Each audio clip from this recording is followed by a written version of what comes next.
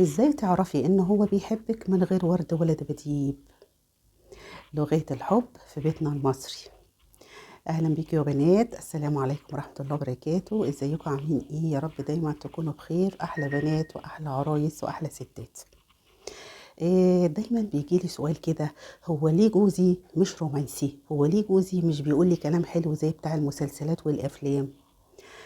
الحقيقة يا جماعة، قبل ما ندخل نتكلم بقى، متنسوش تصلوا على النبي عليه أفضل الصلاة والسلام، تحطوا لي لايك للفيديو، سبسكرايب، تنوروني وتشرفوني، القناة تكبر بكم إن شاء الله. وأهم حاجة تصلوا على النبي الغالي عليه أفضل الصلاة والسلام. بص يا حبايبي، الموضوع ده حيوي قوي قوي ويخص البنات الجميلة الحلوة اللي هي لسه داخلة على مرحلة الجواز. اسمعي بقى وترطقي لي ودانك كويس قوي قوي عشان تبدأي كده على نور ان شاء الله. ربنا ان شاء الله يصلح لكم الحال ويوفقكم جميعا يا رب، ويبعد عنكم اي شر. الحقيقة يا جماعة إننا اتظلمنا قوي في موضوع الروايات والمسلسلات والأفلام، وإن هم صوروا لنا الحب على إن هو كلام حلو وورد، وخروجات وفسح ويعني شوكولاتات وكده هوت، فاهمني؟ طيب، إحنا دلوقتي النهاردة هقولك على سر هيغير نظرتك ونظرة بيتك تماما للغات الحب في بيوتنا. ايه هي لغات الحب؟ لغات الحب دي يا جماعة ليها طعم تاني خالص. ولو ما فهمتيش لغة جوزك ممكن تعيشي طول حياتك فاكرة ان هو ما بيحبكيش، مع ان هو يا حرام بيحبك وبيموت فيك. طيب، احنا دلوقتي هنفك الشفرة ويلا بينا معايا. اول حاجة، صلوا على النبي تاني عليه الصلاة والسلام. في حاجة بتحصل كده اسمها صدمة الواقع وخيال الروايات. في بنات يا حبايب قلبي بيبقوا عايشين ان الحب ده زي ما قلت لكم كده، زي الافلام والروايات وكلام حب وانت ما قلتليش كلام حب ليه؟ ما جبتليش هديه ليه؟ ما خرجتنيش ليه؟ وتفضل عايشه في الجو ده ومتقوقعه فيه لحد ما تتجوز. تمام. ويبقى طبعا اول الجواز اللي هو شهر العسل في الاول كده هو بيبقى الزوج بيبذل اقصى ما في وسعه عشان يسعد زوجته. انتي وظيفتك ان انتي في فترة الخطوبة بتعرفي شخصية جوزك دي ايه او خطيبك ده ايه. بتعرفي هل هو خجول، هل هو جريء، هل هو بيتكلم كتير، هل هو صامت. تمام. انتي بتعرفي شخصيته من هنا، لان في رجالة يا جماعة بيبقى عندها الحب او لغة الحب دي بتترجم في التصرفات زي ما هقول لكم دلوقتي. وفي رجالة تانية كلامنجية بيحبوا يتكلموا وبيحبوا يلفوا دماغ خطيبته او يلف دماغ مراته، لان هو عنده علاقات متعددة قبل ما يخطبك، فهتلاقيه ايه يعني جريء شوية. زي بالظبط الستات، في ست جريئة وفي ست خجولة. نفس الموضوع بالنسبة للرجالة، في راجل جريء وكلامنجي ولبق، يعرف يتكلم كويس، يعرف ان هو يثبتك زي ما بيقولوها. وفي واحد تاني خجول وطيب ملوش علاقات متعددة، بيتكسف وممكن ما يقدرش يقولك حاجة، ولكن هو بيكنلك كل الحب. فأنا عايزة كل واحدة حبايب قلبي تاخد بالها كويس من نوعية زوجها أو خطيبها، علشان بناء على كده انت هتتعاملي معاه بعد كده. ما تجيش تقولي ايه ده، لا انا اتفاجئت بيه، انا اتصدمت، ده لما بيتكلمش، ما بيقولش، ما بيحبنيش، لا. كل ده البنوتة العاقلة الجميلة تشوفه في فترة الخطوبة. شوفي نفسك بقى، انت هتستحملي كده ولا لا؟ لان في زيجات كتيرة بتفشل بسبب كده. البنت بتبقى عايزة كده، نقول لها لا ده حلو وكويس ومؤدب بس هو مش جريء، وهو ما بيتكلمش بس بيحبك وبس بيعمل لك ايه وبس بيتمنى لك الرضا ده. تقول لك لا، وتبقى مثبته رايها ان هي عايزه ستايل معين في الرجال. وده بالنسبه للبنات بتوع العصر الحالي الحاضر، عصر الانترنت والسوشيال ميديا والافلام والمسلسلات والسينما. فدور الام طبعا هنا هيبقى جميل، ان هي هتعرف بنتها برضو اول ما تبدا تتخطب وكده هو ازاي تتعامل مع خطيبها، ازاي تتعامل مع زوجها. تمام كده. ليه؟ لان ده هيترتب عليه حياتها بعد كده. طب نيجي بقى لتاني خطوه اللي احنا هنفك فيها الشفره. احنا عندنا يا جماعه الحب ليه لغات خمسه. لغات خمسه مشهوره، وهي اول حاجه الوقت، تكريس الوقت. تاني حاجه كلمات التشجيع. تالت حاجة الهدايا. رابع حاجة المساعدة، التلامس. الخمس حاجات دول هو ده الحب عند الرجاله. كل واحد هيعبر بطريقته الخاصه. تمام. الست بقى الذكيه والبنت الذكيه هي اللي تتقبل الاسلوب وتعرف من خلاله اذا كان زوجها بيحبها ولا لا.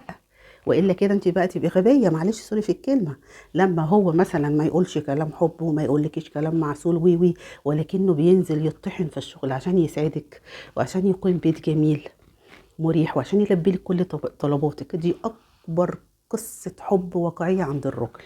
دي اول لغه. تمام.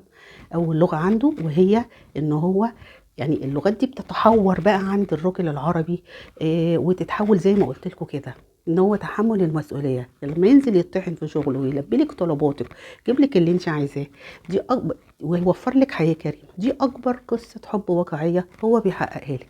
المفروض انت من خلال ده تعرفي بقى، مش لازم بقى كل شويه يقول لك بحبك بحبك بحبك، لان هو الحب يا جماعه اقوال وليس افعال، وليس اقوال. افعال من فعل وهتعرفي هو بيحبك ولا لا. لما يرجع البيت ويسألك على الأولاد كلوا محتاجين حاجة من السوبر ماركت، دي ترجمتها الحرفية في قاموسه هي إن أنا مهتم بيكي وبراحتك. أشهر لغات الحب المستخبية هي لغة الخدمات. هو ان انا موجود علشانك، اصلح لك فيشه الكهرباء، اودي لك العيال التمرين وهو تعبان، يصلح لك المكوى، يعمل لك اي حاجه انت محتاجاها، يقف معاكي يغسل الطباق حتى لو مره في الشهر. دي لغته، لغه المساعده اللي احنا قلنا عليها، ان هو بيساعدك. يعني هو مش بيعرف يقول يا حبيبتي، مش بيعرف يقول كلام معسول، لكن بيعرف يحل لك مشاكلك، بيعرف يساعدك في البيت، يرسم على وشك السعاده. طبعا برضو من لغات الحب اللي احنا قلنا عليها الخمسة لغة الهدايا. الهدايا العملية بقى، الهدايا العملية بقى، ده مش عايزة بقى كباب يا إبراهيم، عايزة وردي يا إبراهيم. زي كده ما في الفيلم. الورد هيعمل ايه؟ ما الكباب أحسن، نص كيلو كباب ولا كيلو كباب كده تاكلوا وتهيصوا وتزيطوا، ايه المشكلة يعني؟ حاجات عملية، حاجة في المطبخ بايظة يجيبها لك، الكيتش ماشين باظت ولا العجان ولا حاجة، محتاجة حاجة تانية ضروري يروح جايبها لك هدية، يفاجئك بالسويرة ولا خاتم كده شيك دهب ولا سلسلة. هو كده بيقول لك بحبك وبموت فيك اهو. ده من خلال لغة الهدايا. انا بحب بصراحة الحاجات العملية. اصل الورد انا هيعمل لي بيه ايه؟ ما الورد بيجي وهيبوظ ويترمي. طب ما ناكل احسن حاجه جميله، حاجه حلوه، يجيب لك تورتايه، يعزمك على عشاء بره، ما هي دي خروجه برضه وفسحه فيها، بيقول لك برضه ان هو بيحبك. يعني لازم الناس تشغل مخها شويه وتبقى مخها عملي حتى في الحب. الحب يا جماعه برضه العمليه في الحب جميله، بتجيب سعاده فوق السعاده على فكره. سيبكم من الكلام بقى والافلامات والحبشتكنات والحاجات ديت، خلاص احنا بقينا في عصر الواقع. الخيال ملوش علاقة بينا. الخيال دوت كان زمان مع الناس الرايقة اللي كانت قاعدة كده مش شايلة هم حاجة، مش شايلة هم بنزين بيغلى كل يوم بعد يوم، وفوقيه بتغلى المية والغاز والنور. شوفوا الشقق دلوقتي بكام، شوفوا الشباب عشان هيتجوزوا دلوقتي بيطحن ازاي عشان يتجوز. فاحنا كمان ما نجيش نثقل عليه. وزي ما قلت لكم كل واحد وليه لغة الحب بتاعته. وانتي بقى ست ذكية، بنوتة ذكية، هتفهمي الراجل اللي معاكي ايه شكله ايه، وبالتالي هتمشي معاكي الدنيا وهتبادليه نفس الشعور. ما هو برضو لغات الحب عندك زيه، انتي برضو تجيبي له هديه تطبطبي عليه، لغه التلامس. ربنا يخليك ليا، انا من غيرك ما اعرفش اعيش، ربنا يخليك ليا وتعمل لي، امال مين اللي هيعمل لي، انت سندي وانت ظهري، الكلام الحلو المعسول الجميل ده. هي دي الخمس لغات بيبقوا بين الاتنين، مش هو بس اللي هيقولك، انت كمان هتعمليهم معاه. تجيبي له هديه في عيد ميلاده جميله، برفيوم شيك كده، هو كرافته، قميص شيك. يعني هي دي بقى ذكاء الست، علشان ان احنا نترجم لغات الحب بيننا وبين ازواجنا عشان نعيش حياه هاديه. لان الحياه مش حلبة مصارعه يا جماعه، ولا حرب بين الزوج والزوجه.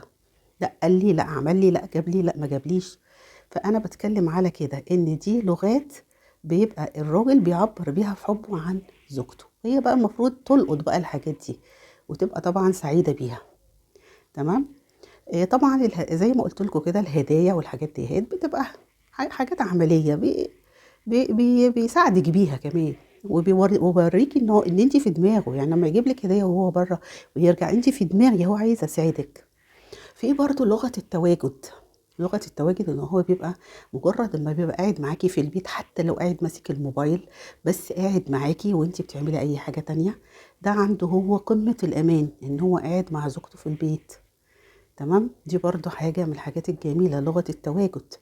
إيه، انت اكيد طبعا بتبقي قاعده في البيت بتشتغلي وبتشوفي طلبات اولادك وي وي وي. يجي يوم الاجازه بتاخده تبقي لطيفه كده وظريفه، ما تعمليش حاجه بقى بيوم الاجازه، تقعدي كده تخلي البيت نضيف وجميل اكنك كده في العيد زي ما بتعملي للعيد. الولاد حلوين كده ومغيره لهم ومحطه لهم برفيوم كده ومحمياهم، الدنيا هاديه، تكوني عامله اكلك قبلها بيوم ما تسيبوهوش وتقعدي في مطبخك. برضو الحاجات دي من لغه الحب برضو اللي الست تعبر بيها لزوجها عنها. مش تيجي يوم بقى قاعد في البيت الاجازه تكربسي الدنيا عليه، هيبقى مفيش لغه خالص. تمام. بعض الرجاله يا جماعه بيستمد طاقته من وجودك جنبه، مش حتى لو مفيش كلام، يعني وجوده جنبك كده انت بتبقي فاهمه ان هو حاسس بالامان ان هو قاعد معاه وانت قاعده معاه. طب يا اماني، انا فهمت لغته، بس انا محتاجه كلام حلو، اعمل ايه؟ هقول لك تعملي ايه. علميه لغتك زي ما انا قلت لكم دلوقتي، بالتدريج. الرجاله يا جماعه ما بيفهموش التلميح، يعني قولي له بوضوح: انا بتبسط قوي لما تقول لي تسلم ايدك على الاكله الحلوه دي، انا بتبسط قوي لما تقولي يلا نخرج مع بعض، انا بتبسط قوي لما بيعجبك اللبس اللي انا لابساه، طب ايه رايك في اللون ده، طب اجيب اللون ده، طب اجيب اللون ده. انت هتعرفيه، لما يلاقيكي بتقولي له الكلام ده هو هيغش منك وهيقولك. ليه؟ لان هو في رجاله ما عندهاش سرعه بديهه، يعني زي ما قلت لكم كده لغه الحب عندهم بيترجموها كده. فانت بقى بتحبي تسمعي الكلام بقى والحاجات دي والمياسه دي، قولي له وعلميه، علميه هو هيعرف وهيقولك.